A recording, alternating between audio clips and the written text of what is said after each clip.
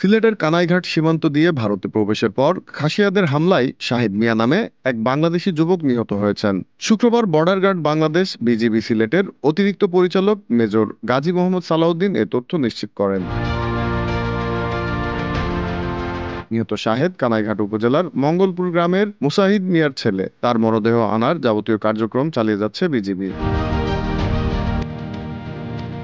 BGB জানিয়েছে, বৃহস্পতিবার দিবাগত রাত ৩টার দিকে শাহেদ জকিগঞ্জ ব্যাটালিয়নের অধীন এলাকার কানাইঘাট সীমান্ত দিয়ে ভারতে প্রবেশ করেন। এক পর্যায়ে ভারতীয় খাসিয়া চোরা কারবারিদের সঙ্গে তার দ্বন্দ্ব হয় এবং তাদের হামলায় নিহত হন তিনি। বিজিবি বিষয়টি তাৎক্ষণিকভাবে বিএসএফ কে অবহিত করে। এ ঘটনায় বিএসএফ সংশ্লিষ্ট খাসিয়া নাগরিকের বিরুদ্ধে আইনগত ব্যবস্থা নেবে বলে বিজিবিকে জানিয়েছে।